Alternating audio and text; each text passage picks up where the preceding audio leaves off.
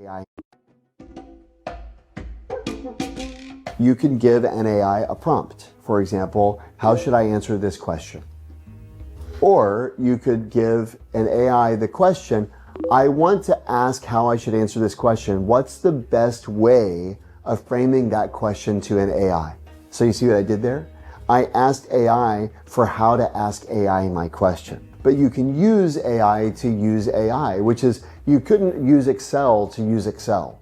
PowerPoint can't teach you how to use PowerPoint. Email can't teach you how to use email. AI, strangely, can teach you how to use itself if you think to ask. Go to your language model of choice and just say the following. Hey, you're an AI expert. I would love your help and a consultation with you to help me figure out where I can best leverage AI in my life.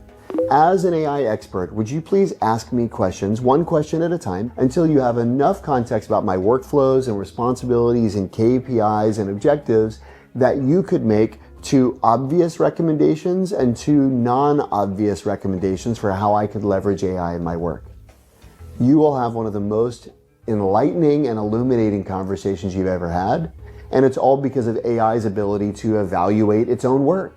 What I've seen is non-technical employees are able to do incredible things. Here's one example. The National Park Service called me and asked me if I would conduct a training program for a bunch of backcountry rangers. So they gathered a group of about 60 backcountry rangers and facilities managers into a training session.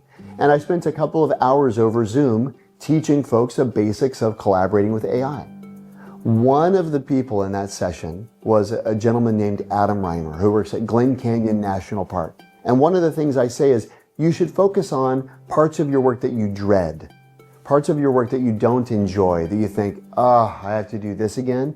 And Adam said, if I have to replace the carpet tiles in the lodge, I have to fill out all of this paperwork. And so to replace a carpet tile will sometimes take 2 or 3 days of paperwork.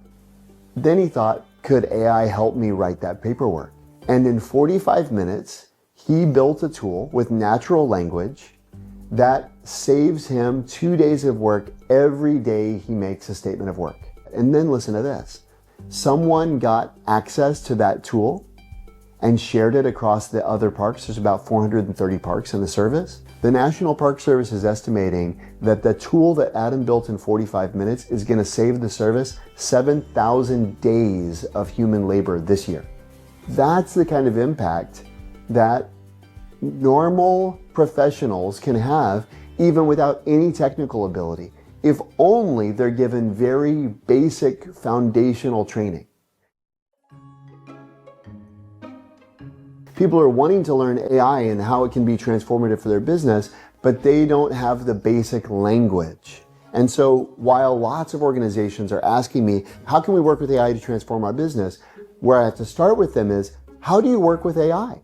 The research I'm familiar with suggests that while on the one hand, AI makes people 25% faster and 12% more work and 40% better quality, it's also true that less than 10% of working professionals are driving meaningful productivity gains from collaboration with AI. To me, there's this enormous gap. I call it the realization gap. We conducted studies both in Europe and in the United States.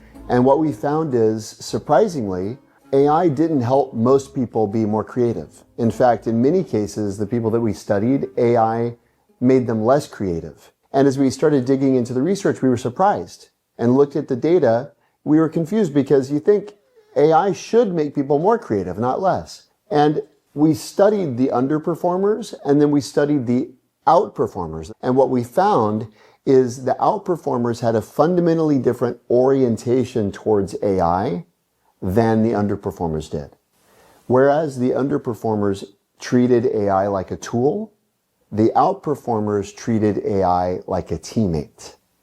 And shifting your orientation from tool to teammate changes everything about the kinds of outcomes that you can achieve working with generative AI. A simple example is, what do you do when it gives you mediocre results? If it's a tool, you get a mediocre result, and then maybe you improve it, or maybe you say, it's no good at doing that.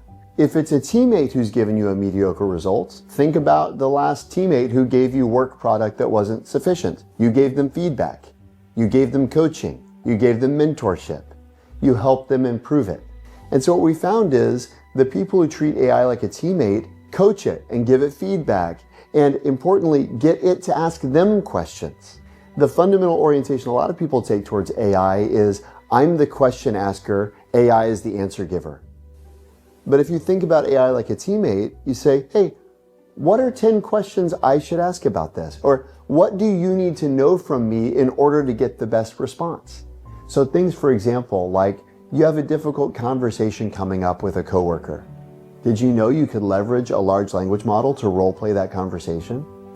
You can get an AI to interview you about your conversation partner and then construct a psychological profile of your conversation partner and then play the role of your conversation partner in a role play and then give you feedback from the perspective of your conversation partner on how you approach the conversation.